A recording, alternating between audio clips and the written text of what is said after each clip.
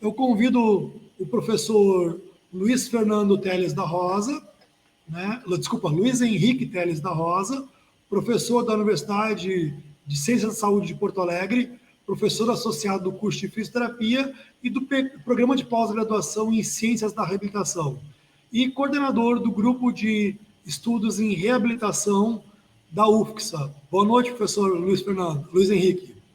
Boa noite, Mauro. Tudo bem? Prazer te encontrar aqui. Prazer encontrar todos que estão nos acompanhando, nos assistindo, participando hoje do segundo dia do evento. Uma grande alegria estar aqui hoje para a gente dar continuidade, como você comentou, né, Mauro, nessa ideia de discutirmos um pouco mais sobre a questão da saúde da pessoa idosa e dentro dessa temática das quedas que é que a gente planejou ao longo desses 3 dias, né? Perfeito, professor. Só para esclarecer aos nossos ouvintes, os participantes do nosso evento, nós vamos ter a sua fala, depois a fala da professora Anabela, e ao final nós vamos pegar as perguntas que vão ser feitas ao longo das falas e fazer uma pequena mesa redonda. Ok? Então, pessoal, podem participar lá pelo YouTube, botando suas perguntas ao longo da apresentação dos dois professores, e desejo a todos uma boa noite de aprendizagem. Professor Luiz Henrique, tudo com o senhor, então. Boa fala. Obrigado, Mauro. Valeu. Bom, pessoal, a intenção da minha fala nessa noite é trazer a vocês alguns conceitos que vão nos ajudar nessa discussão que o Mauro estava apresentando e que nós propusemos ao longo desse seminário.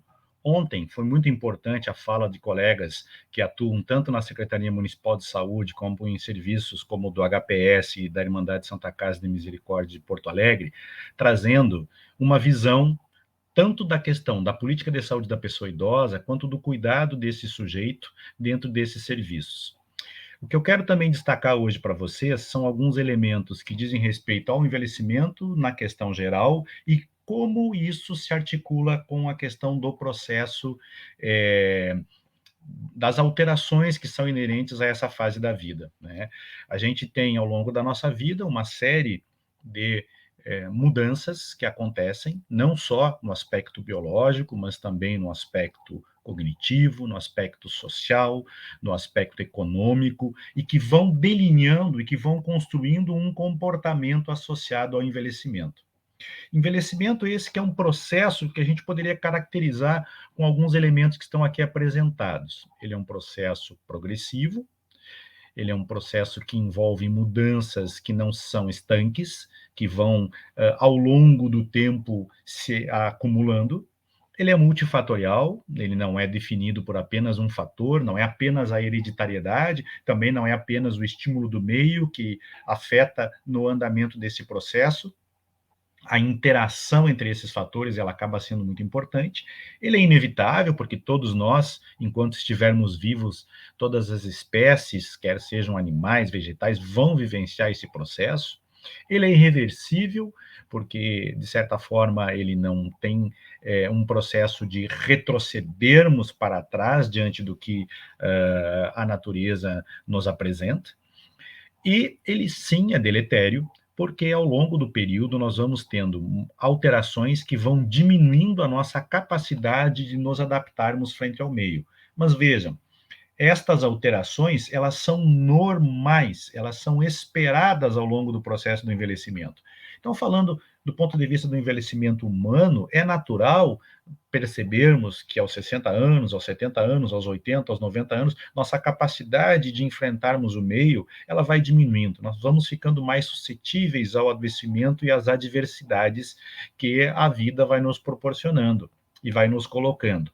Isso não significa, de forma alguma, entender o envelhecimento como um processo de doença e entender esse processo como sinônimo de doença. Pelo contrário, longe disso. O envelhecimento é um processo normal que todos nós vamos e desejamos enfrentar e viver, como inclusive foi citado ontem pela Renata, né? Só não vive o processo do envelhecimento quem morre antes, e eu gosto também dessa fala e dessa afirmação, porque quero viver esse processo ao longo da minha vida. Uma parte do nosso ciclo da vida está associado ao envelhecimento. Muitos autores identificam como essa característica associada ao início deste processo a partir de um período que seria o ápice da nossa capacidade reprodutiva. Então, nós nascemos, nos desenvolvemos, crescemos, nos preparamos para reproduzir, para, digamos assim, transmitir nossas características para os nossos herdeiros, não é? E a partir de um certo período, algumas características do nosso funcionamento, dos nossos sistemas vão se transformando, e essa transformação vai levando ao que nós chamamos de senescência, associado ao envelhecimento. O professor Emílio Jekyll caracteriza muito esse conceito, associando justamente as alterações morfológicas funcionais que vivemos após a nossa maturação sexual, e que, por fim, acabam nos colocando a uma maior suscetibilidade frente às adversidades, como eu comentei antes. O pesquisador americano Hayflick, ele enfatiza algo que eu quero destacar aqui para vocês. Sempre que falamos do envelhecimento, damos muita importância no aspecto do tempo, né, no aspecto cronológico. Mas vejam bem, o envelhecimento ele está associado a mudanças que ocorrem ao longo do tempo. Mais importante até do que o tempo são as características dessas manifestações. E isso vai repercutir muito num aspecto importante. Nem sempre o processo cronológico ele se expressa no processo biológico. Ou seja, o envelhecimento cronológico ele é definido a partir da passagem do tempo, mas o biológico não é apenas pela passagem do tempo. Da mesma forma, se eu falar as diferentes formas da velhice, eu posso me referir à questão do envelhecimento cognitivo, do envelhecimento social e outras características que vão ter alguns marcadores que diferem e que não se explicam apenas pela questão do tempo. Isso é muito importante nós entendermos e sabermos que cada idoso é um sujeito individual, diferente e que tem o seu processo, a sua individualidade marcando essa alteração. Existem muitos estudos tentando entender o porquê destas alterações ao longo da nossa vida, que se baseiam numa série de teorias. Teorias que podem envolver aspectos biológicos, aspectos sociais, aspectos cognitivos e por aí vai. Nós não temos um marcador que defina quando inicia esse processo. Nós poderíamos identificar, por exemplo, no aspecto social, a aposentadoria como um rito de passagem para uma questão associada ao envelhecimento social. O afastamento do sujeito de uma relação formal de trabalho poderia ser entendido como um rito de passagem durante esse envelhecimento. Mas e no aspecto biológico? Alguns autores trabalham um pouco com uma identificação das alterações a nível celular que estariam associadas a esse processo do envelhecimento. E dois mecanismos são importantes: a reprodução celular e a produção de energia, principalmente a atividade mitocondrial, na célula associada à produção de energia. Do ponto de vista da reprodução celular, é conhecido a ideia, né, de Hayflick, que fala, que identifica a capacidade reprodutiva das células associada a um limite esse vinculado à telomerase, que é uma substância importante associada à duplicação dos cromossomos. Segundo Hayflick, nós teríamos um limite na capacidade reprodutiva da célula justamente associado a esse mecanismo, o que definiria um número de duplicações que essa célula pudesse viver. E, a partir da sua última duplicação, esta seria, então, a vida, digamos assim, final daquela célula, o que isso acaba repercutindo no funcionamento de órgãos e de sistemas. Do ponto de vista da produção de energia, que eu comentei antes, é muito importante também acompanharmos a questão da atividade a nível mitocondrial e do acúmulo de radicais livres que estão associados ao nosso metabolismo, à produção de energia, mas que, de certa forma, também podem produzir um dano celular. Esses dois mecanismos são bastante citados na literatura, embora as hipóteses levantadas por esses mecanismos ainda deixam, digamos assim, algumas margens para dúvida e discussão. Mas, do ponto de vista biológico, quero aqui enfatizar isso, esses dois mecanismos são bastante aceitos para entendermos esse processo. Vejam só, essa figura ela é bastante clássica e aparece em muitos livros, materiais associados à questão do envelhecimento, porque, de uma certa forma, ela procura exemplificar ao longo da vida um comportamento associado ao sujeito no seu ciclo, onde ele nasce, na infância e na adolescência, desenvolve suas capacidades. Então, vejam aqui elementos importantes. A gestação dessa mãe foi bem acompanhada, teve o pré-natal, esse bebê foi bem nutrido nos primeiros anos de vida, tudo isso vai levar a um desenvolvimento que vai atingir um certo ápice. Ao longo da vida adulta, esse ápice se mantém, e a partir digamos assim, do período da sua capacidade reprodutiva, começam a existir alterações que vão limitando, que vão fazendo com que a capacidade funcional deste sujeito, ou seja, a capacidade dele mandar na própria vida, né, dele executar e dele decidir, vai perdendo um pouco a sua eficácia. Isso é expresso, as minhas palavras, através dessa curvatura verde que esse gráfico mostra. Porém, algumas pessoas podem apresentar uma curvatura no tracejado vermelho que a figura está identificando, por N motivos, quer sejam eles afeitos a questões que ocorrem ao longo do seu ciclo de vida e também, certamente, associados a algumas questões, algumas características próprias daquele sujeito, hereditárias daquele sujeito. Entre esse rango, né, essa distância, esse espaço entre a linha verde e a linha vermelha, identifica para nós diferentes comportamentos no envelhecimento, que podem estar associados a um envelhecimento normal, um envelhecimento bem-sucedido, a um envelhecimento com fragilidade, a um envelhecimento com incapacidade. E isso tudo repercute na autonomia e na qualidade de vida deste idoso. Se olharmos essa figura aqui dessa senhora atravessando a rua, nós vamos entender um pouco esse aspecto. Atenção no semáforo, não sei se vocês conseguem identificar que há um tempo ali que é apresentado, onde esta senhora tem que manter a sua capacidade funcional de deslocamento, de marcha, para poder atravessar essa avenida bastante grande. E esta capacidade, ela é afetada por estas questões que eu estava comentando anteriormente para vocês. Esse envelhecimento, então, ele poderá, né, aqui na figura do escorregador, então, ele poderá se apresentar bem-sucedido, normal, com fragilidade ou com um grande grau de incapacidade. Hall e Kahn, dois pesquisadores americanos, eles publicaram na década de 90 alguns estudos caracterizando um pouco esse comportamento do envelhecimento bem-sucedido, afeito a 4 domínios importantes: a ausência de doença e incapacidade nesse idoso, uma interação social positiva desse idoso, um funcionamento físico e cognitivo de boa qualidade, e vejam só, espiritualidade.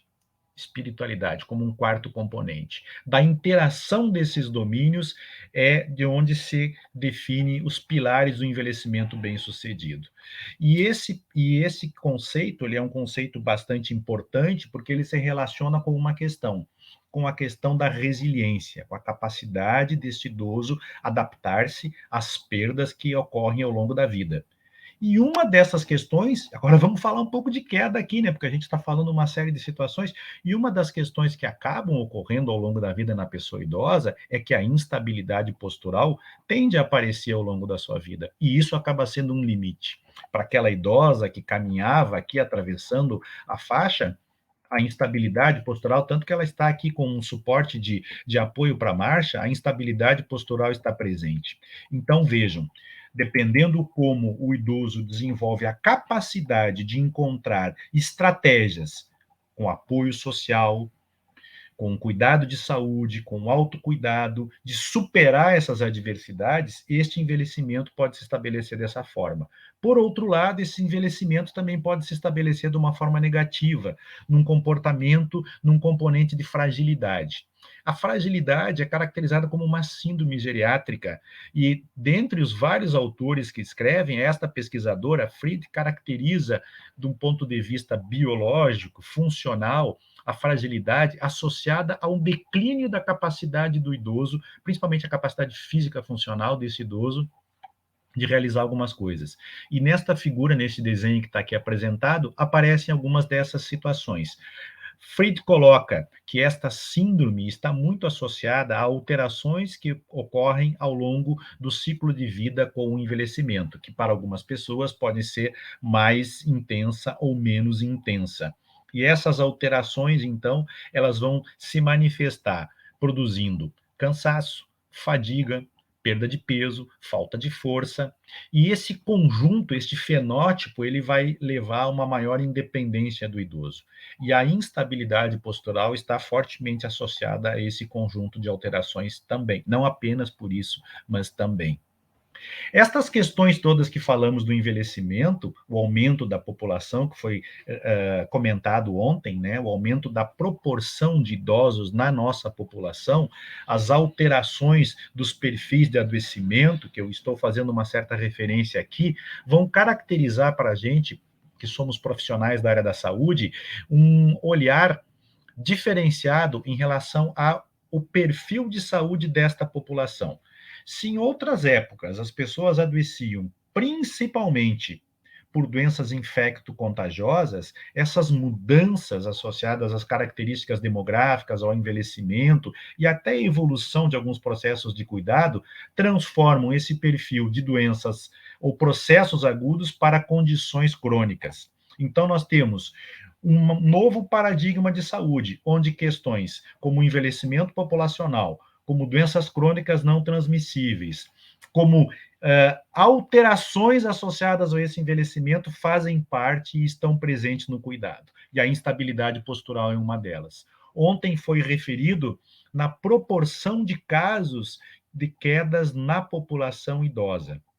E a gente vai falar um pouco mais sobre isso na sequência. Mas quero destacar aqui, por que isso hoje também acaba sendo um problema? Isso está associado a essa mudança neste paradigma de saúde. Nós temos uma população idosa proporcionalmente cada vez maior, nós temos mais idosos, idosos mais velhos, mais de 80 anos, nós temos situações que essas pessoas estão expostas que acabam condicionando o maior risco desses problemas acontecerem.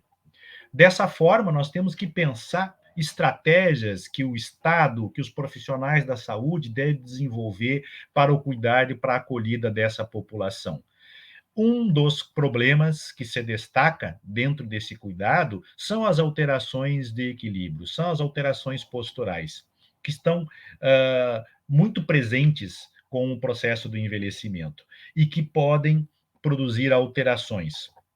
Essas alterações posturais, elas podem se caracterizar por transtornos na dinâmica da postura estática desse idoso, na capacidade dele reagir frente a eventos adversos, inesperados, tendo que reagir a essas mudanças de controle do corpo no espaço e a ajustes antecipatórios produzidos ao longo do movimento. Estas condições, elas são influenciadas por um conjunto de fatores, que passam por aspectos visuais, aspectos vestibulares, questões proprioceptivas, questões táteis, a capacidade neuromuscular de interpretar e responder a estas questões, e nós temos outros elementos, para além do controle postural, que vão influenciar isso no idoso. Quando nós pensarmos na questão da polifarmácia, quando nós pensarmos na questão do ambiente que esse idoso está exposto, entre outros. Então, vejam, estas alterações posturais, elas são esperadas ao longo do envelhecimento. Elas irão influenciar nesses mecanismos. Nós temos que estarmos preparados, pois nós, envelhecendo, enfrentaremos isso. E, além disso, como profissionais da saúde, nós temos que pensar estratégias para minimizar as consequências que essa instabilidade postural pode trazer, de consequências adversas ao idoso.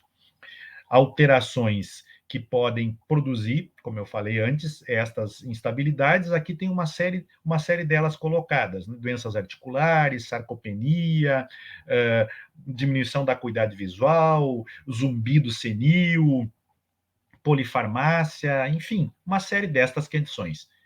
E isso tudo está associado a um evento adverso que nós chamamos da queda, né? E a queda é caracterizada como um evento sentinela. Um idoso que cai é um idoso que está dando um sinal de que algo pode estar acontecendo de forma adversa em relação à sua saúde. E é necessário, sempre que o profissional da saúde, quando for avaliar este sujeito que ele recebe, ele indague isso. Algumas vezes eu converso com os alunos. Você recebe um idoso para atender numa clínica de fisioterapia que tem osteoartrose no joelho. Jamais o profissional deve deixar de fazer a sua avaliação sem indagar se este sujeito não apresenta queda. Eu recebo um idoso no pós-Covid para atender num serviço de fisioterapia e avalio a sua função cardiorrespiratória. Pós-Covid, bastante afetado isso, a gente observa, principalmente no Covid longa.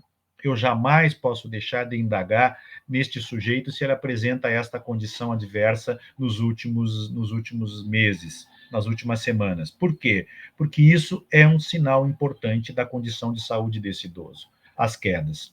Nós sabemos que elas ocorrem, que elas têm uma relação com a idade, que elas têm uma certa frequência, que elas são maiores e tendem a ocorrer naqueles idosos que já caíram alguma vez, e sabemos também, como foi salientado muito ontem, que muitas destas quedas estão associadas a traumatismo crânioencefálico e a fraturas, principalmente a fratura de fêmur, que tem os seus efeitos adversos, que ontem também foi bastante falado, de custos, de internação, de morbidade e de perda de capacidade funcional posteriori. Então, é importante que a gente possa conhecer esse processo, avaliar esse idoso e propor alternativas. E, de uma certa forma, já estou encaminhando para o final da minha fala, de uma certa forma, o que nós propusemos também aqui neste seminário, de conversar com todos vocês aqui, e estamos trazendo colegas da área que estudam o tema, tem um pouco a ver com esses desafios que eu aqui apresento. Como avaliar adequadamente este fenômeno? Me refiro aqui à questão da instabilidade postural e das quedas. Como identificar e monitorar os idosos mais suscetíveis? Como desenvolver estratégias que possam prevenir, não só no aspecto individual, mas também no aspecto coletivo, a ocorrência de efeitos adversos? Ele vai cair? Há uma grande probabilidade que ele caia, mas de que forma podemos trabalhar para diminuir o risco, para diminuir a ocorrência de traumas associados a essa queda, para melhorar a condição desse idoso, o cuidado desse idoso, no domicílio, na instituição de saúde, enfim, nos diferentes ambientes. Estes são alguns desafios que, ao final da minha fala, eu quero deixar aqui abertos para vocês, para que possamos hoje e amanhã falar mais sobre eles. Ok? No final, certamente teremos espaço para perguntas e discussão. Eu agradeço a todos pela paciência em estarem me escutando. Termino por aqui. Muito obrigado.